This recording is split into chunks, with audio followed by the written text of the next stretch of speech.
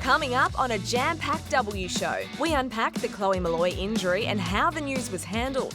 The Hawks are flying, we look at what's changed and can they follow in the footsteps of their men's side. Plus, one of our favourites is here. Bombers co-captain Bonnie Toogood is back on the couch for another season of the W show, thanks to NAB. Great to have your company. We have a big show coming your way as I welcome in our bumper panel for this week. Award-winning journalist Sarah Black is with us. And Sarah, there were 13 games of football on the weekend. How did you cope?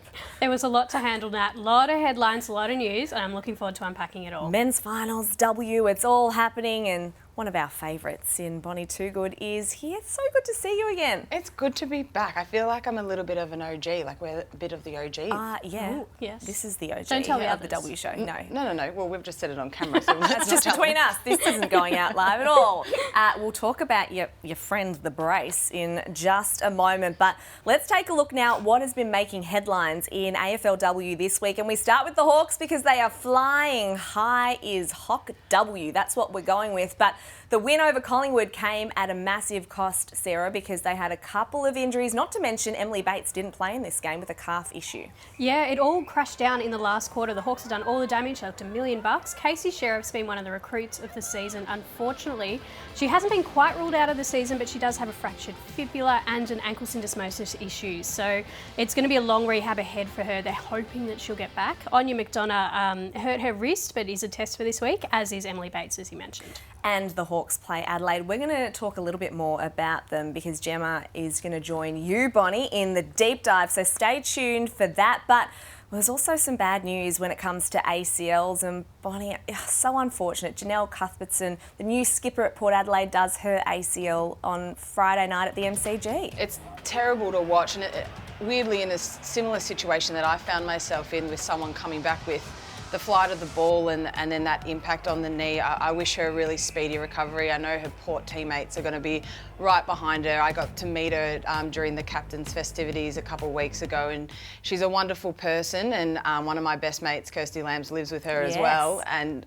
by all accounts she's a wonderful human being, so wishing her a speedy recovery. And we saw the other vision there, of course, the big news this week, Chloe Molloy, one of the superstars of our AFLW competition, also doing an ACL. Sarah, this one unusual in that an hour before the game against St Kilda, she's ruled out with what the club called knee soreness. Then tell me how it played out from there on. Yeah, so traditionally teams put in their final team an hour before the bounce, and any changes, illness or the like, get made.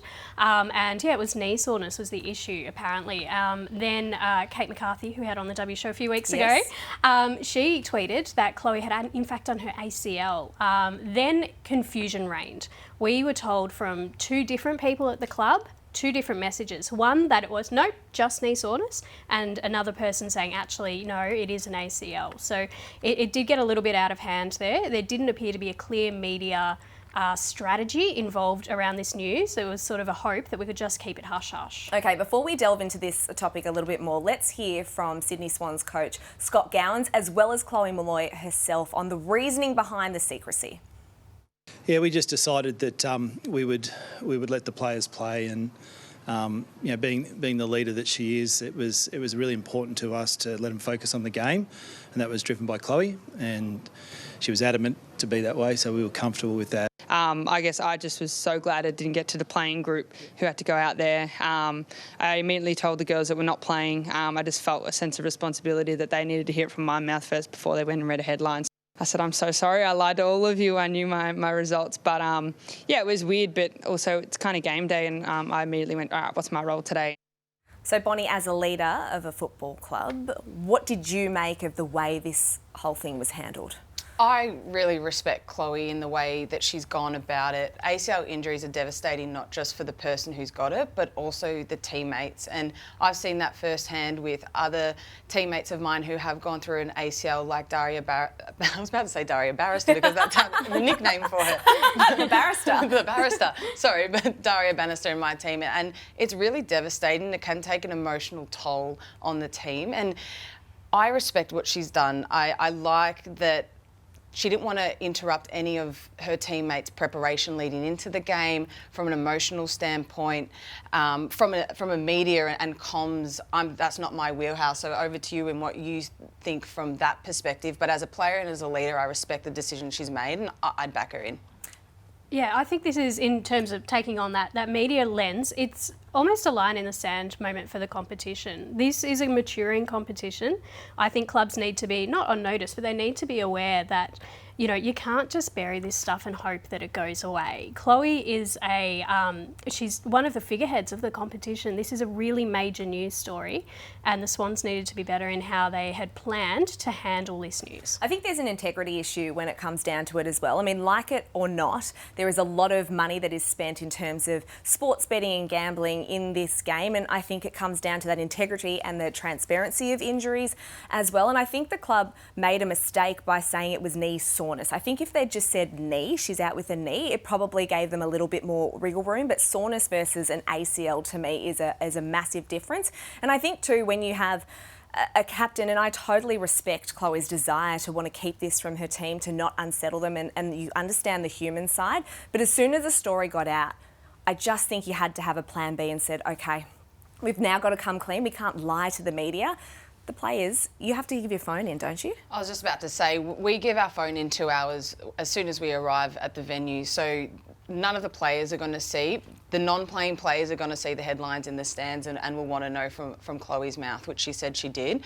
But yeah, the playing players are none the wiser in those moments. But I think a plan B and having a course of action when the news did break, Sydney probably needed to find that line. And just picking up on that integrity issue, you mentioned that this is where it becomes almost the boy who cried wolf. And you know, the next time something happens, you do start, even just in the back of your mind, go, what is the story here? Is it actually just illness? Is it hamstring soreness? Is there something else going on? So it's on the behest of the clubs to be as truthful as possible. Well, I think the media and the Sydney Swans and Chloe Molloy will be happy to put this behind them now, and best of luck, of course, to Chloe in her rehabilitation. I do want to talk about the score assist, because we saw that in full force in the Carlton Gold Coast game, and this is really what it came down to and why we have this in our game now, Sarah. For sure. This was to rule out the howlers, but also some of the close moments here. Daisy Darcy did incredibly well to jump up as high as she did. The confusion here came from just how long this took to process. So, you know, where the goal assist can tell, sorry, the score assist can tell that it has been touched. Yep. But, you know, we're under the impression that it was almost like a continuous play on. The umpire makes their call, we move on. If it has been a mistake, we come back and reset and go again. So there was a long period there where players and fans and broadcasters didn't quite know what was happening. Yeah, the confusion bit, that's why we thought score assist was going to help with. And I think for the development of the game, score assist and this ball, this Smart ball is actually going to be so exciting, and who knows where it's going to take the game. But in this situation, I think the quick turnaround needed to be quicker. Yeah, it certainly did. Okay, midweek footy is upon us, gals. I'm so excited because it starts Thursday night tonight with the Western Bulldogs and West Coast. We have footy every night except for Mondays until October 13. We're not going to be footy fatigued. I'm just really excited about this. But Sarah, the one thing I am worried about are injuries and the potential of a concussion, basically taking a player out for 3 games. Yeah, so this is a tricky one because obviously we want players to recover as best they can from concussion, which is why we have the 12-day protocol in place. But such is the compacted nature of this next month of footy that if you happen to cop a concussion at training or the like, you could miss up to 3 games. And then that puts an enormous strain on playing lists. So Bon, I've got an article up on afl.com.au if you want to check it out. An opinion piece on why now is the time to start expanding the list, especially if midweek footy is going to be around in the future.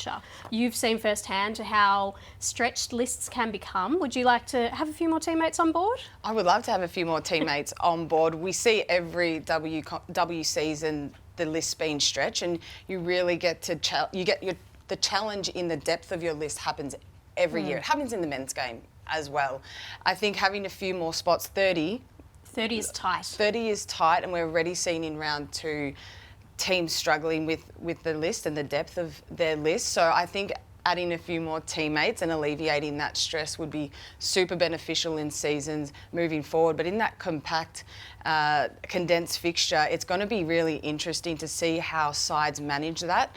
I remember a few years ago during the COVID time when I was at the Western Bulldogs, we had a couple stints of condensed fixturing, and really you don't know what day it is. Recovery is your main focus throughout that period, and you seem like you're playing football or have a football in your hand every single day. It's exciting for the competition and midweek games, but it's going to put stress on lists and players. And the Bombers have 4 games in 15 days. You, unfortunately, though, won't be playing, and we were devastated for you when you went down in that collision with Amber Clark in round 1. And we can see it there. I'm sure you don't want to watch that happen again. So the diagnosis was an MCL. That's a long time to miss. But, I mean, did you know it was serious when you did it? Oh, look, I think you can see by that, me hugging Ange Stannett, that makes me cry. I was very emotional. I think purely, I didn't know what it was going to be, and from the testing on the day, and obviously physios can't say, oh, it's not going to be this. It's always in the back of your mind, the dreaded ACL injury and all the mechanisms, if you see on the footage and the still frame that Michael Wilson took, the way I was twisting my body, the impact at which Amber came and hit my knee, I think our medicals were making sure that I didn't get my hopes up that it wasn't an ACL. I didn't think it was, but the mechanisms were saying it could be. I'm definitely counting my lucky stars, and also the 8 years of conditioning my body has gone through, the programs that I've done, and couldn't emphasise more how important, you know, prep to play is, and all of those knee exercises that we do held me in good stead, and that my ACL was super strong and the MCL took the brunt of the force. And also, can I say, just so relieved that Amber Clark is... She's okay? She's okay. Head injuries are much more serious than what my knee is, and she's gone through the 12-day step-through protocol, and she's going well. She's symptom-free. So for me, that's more important than what my knee, even if it was worst-case scenario. Well said, Bon. I'm going to turn attention straight back to you, though. MCL, traditionally 6 to 8 week injury. Yes. Compacted footy, compressed footy is going to hurt you a bit there. But Libby Birch got back to full training within 4 weeks, just a little while ago. Yes. Are you ruling yourself in and out all the season, or is that 4 weeks? Are you pushing as hard as you can? Oh, gosh. Every athlete has their great debating and negotiation skills when it comes to injuries. I have already mentioned that case study of Libby Birch. You did? I've already gone to our head physio and was like, Libby Birch got back in 4. I'm guided by them, and I'm also guided by the pain that's in my knee. At the moment, the exercises that I'm doing, got no pain. I feel like I'm flying and going well. I'm going to remain positive, but there's going to be key indicators throughout the rehab that are going to tell me how it's really tracking. I mean, I'm going to struggle on a good day to do stair climbs, and I think, what did you have to do, 30 of them? But there's some vision here of you just going up and down and up and down. How's that? Yeah, look, it was actually quite taxing. It's in my rehab. It starts as stair walking, and you walk to a metronome of 90 beats per minute. But this one, I was able to upgrade to a little bit of a run, and that's just for my tendons and when I return to running. It's less to do with my knee, but everything else, because I've been in the brace for as long as I have, I'm going to need a return to run protocol, and that's just to keep them healthy. But geez, I was going delusional by the last few. I was counting down and using my teammates as motivation, like 7 is Cody Jarks, 6 to go Maddie Gay, 5 to go Jean Anscorn. I was just like, I needed it to be over. I love that. What about match day? And please, I hope that your skills are going to be keeping in better condition than this. I think that you were supposed to throw that to yourself, right? I was actually supposed to throw that to the person who was running in. I would be a good maybe boundary umpire. Gave myself the ick, I'll be completely honest with you. I couldn't believe that that's what happened. I blame Kristen Bernardi, who was on the bag, because I was waiting to throw. She looked unsteady, and then as I went and I was trying to stop it, it just left my hands, and it was a disaster. It was a disaster, and I'm so sad it got caught on camera. Well, you've been doing some good work on the bench while you're out with injury at the moment. I do want to ask you about Maddie Pressbarkis, because quarter-time siren in the game against West Coast has a shot at goal. We're going to take a look at the vision now from This is the vision on the broadcast. We've actually got the behind the goals vision as well. So basically the umpire said this is a non-goal. She deviated off her line. I want you to take us through here. Does she deviate? So Maddie has a natural arc to her kick anyway, and as the rule says, if you deviate off your line, as she has done there with the graphic, it is a no-goal. I was so confused at quarter time. I was like, why we only got 14 points? We should be on 20. But after looking at the vision, and it's pretty clear there, if she had taken 2 steps to the left and started off the line and then the arc finished on the line of goal, that would have been fine. But that's something, you know, we're all learning, and Mads and I can go to the drawing board during the week and help her out with, because she does have that natural arc. There was a bit of hoo-ha about it too, Sarah, on the broadcast. They were adamant in that second half that she hadn't deviated off her line. That's why you need the magic behind the goals vision, Nat. And that's exactly what we have here at the W Show. Now it's time for the deep dive with Gemma Bastiani, and it's all about the Hawks AFLW side. They have a new coach. They're on top of the ladder, and Gemma, it looks like they might be Brisbane 2.0. Bonnie and I have both noticed that there's a little bit of Brisbane about the way the Hawks are playing this year. And Bonnie, are you surprised? I'm not surprised at all. Under the guidance of Daniel Webster, coming from Brisbane as an assistant coach and now heading up Hawthorn, it's not a surprise, but there's also key players with Greta, Batesy and also Caitlin Ashmore who are in the side and have been previously in the Brisbane system. But what key things that are standing out at the moment is the run and carry and the forward pressure that Hawthorn have as staples in their game. So we've got an example of Brisbane in the grand final last year of these things that are part of their game. They come to the open side, they want to use the outside space, they squash all of their players to one side and then bring the ball out the other side. We know that their wingers are elite wingers, Sophie Conway being an example of that. The other part of it is that forward pressure. So if something doesn't quite go right, which we see here, it comes down in contest, they're able to tackle. And it's not just one tackle, it's a second one. They win a free kick, and then they're able to go forward again. So then the key word being space. They've emptied out their forward line. Everyone's come up a little bit higher, and they're able to go forward into space, and Aurora Dwyer kicks this iconic goal from the grand final that got everyone up and about, even some North supporters, I reckon. From that, can you tell me what you're seeing that's similar to that in the way the Hawks are playing this year, Bonnie? So Hawthorn like to move the ball really quickly, particularly off their halfback, and Tilly Lucas-Rod is one that does that.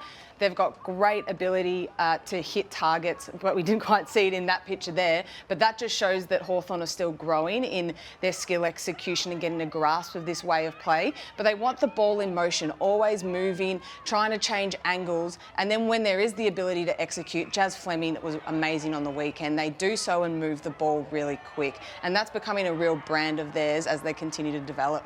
So you mentioned moving off the line. We've seen it in a couple of these. Even if they give up the ball, they're able to intercept it.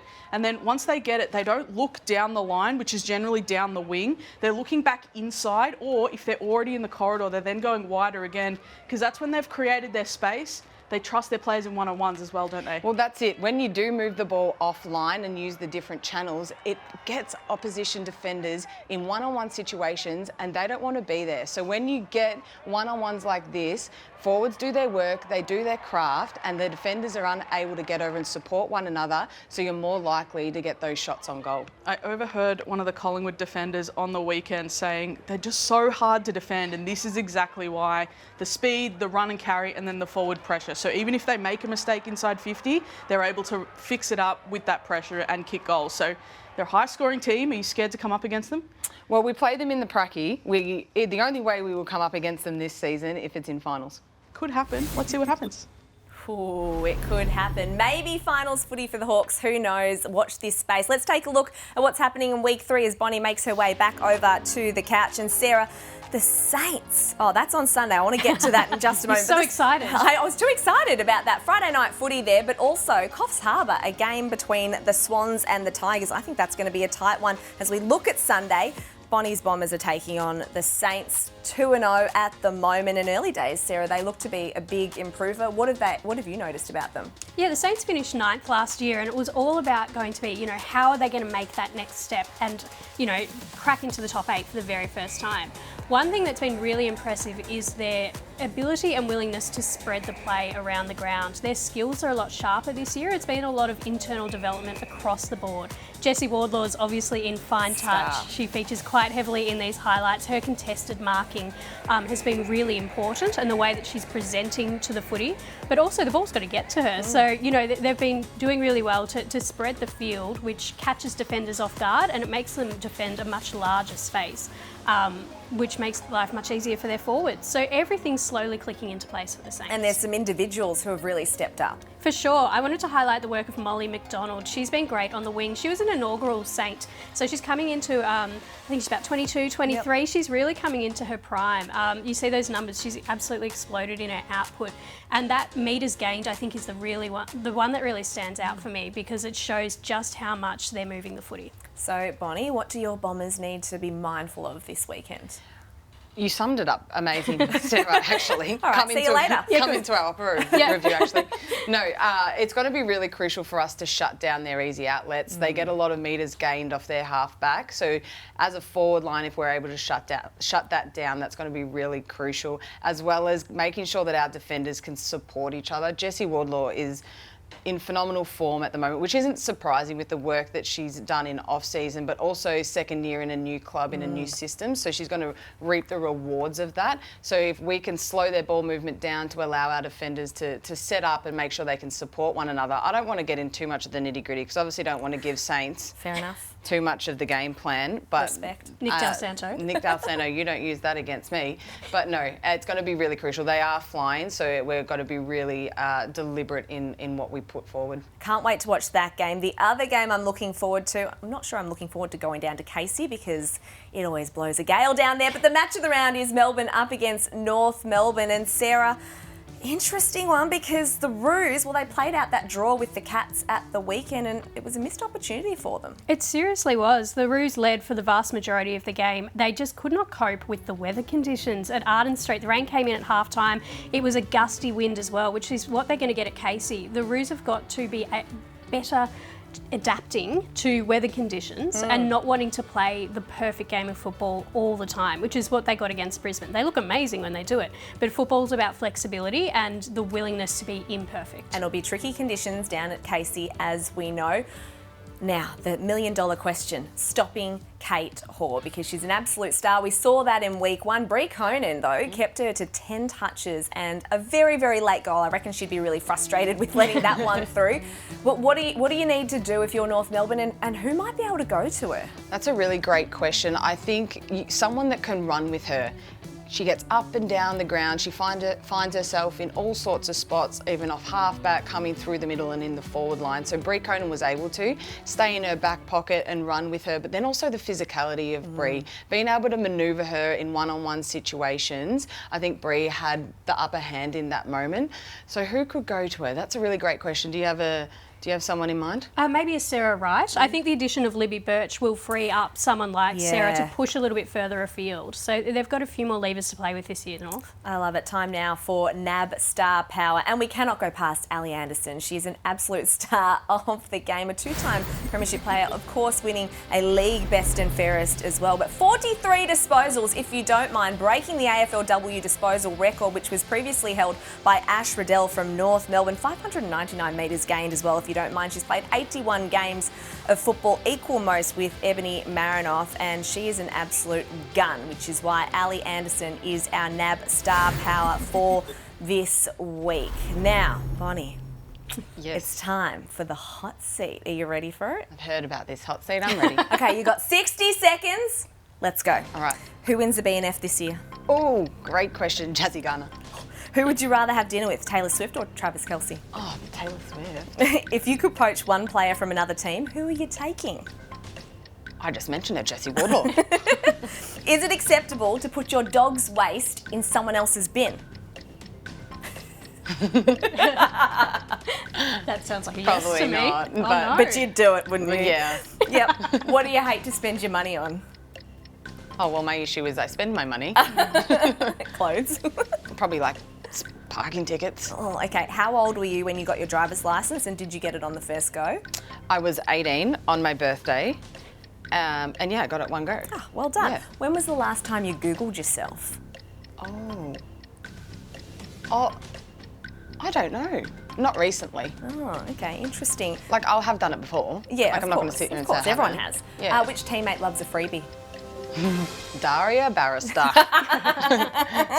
I love it. And before we let you go, what's a movie you can recite word for word? I wanted to get this one from you. How to Lose a Guy in 10 Days. Well played. Yep. I like it. I like it. Hey, we wish you all the very best with your rehab. We hope, we've got all of our fingers and toes crossed for you, that you're back out there at some point this season. Thank you so much for coming on the W Show. Thank you for having me. Sarah Black, as always, love your work. Love your work, Nat. I'll see you at Casey. Oh, see you down there. Enjoy midweek footy, everyone. It's a footy bonanza. Thank you so much for watching the W Show. We'll see you again next week.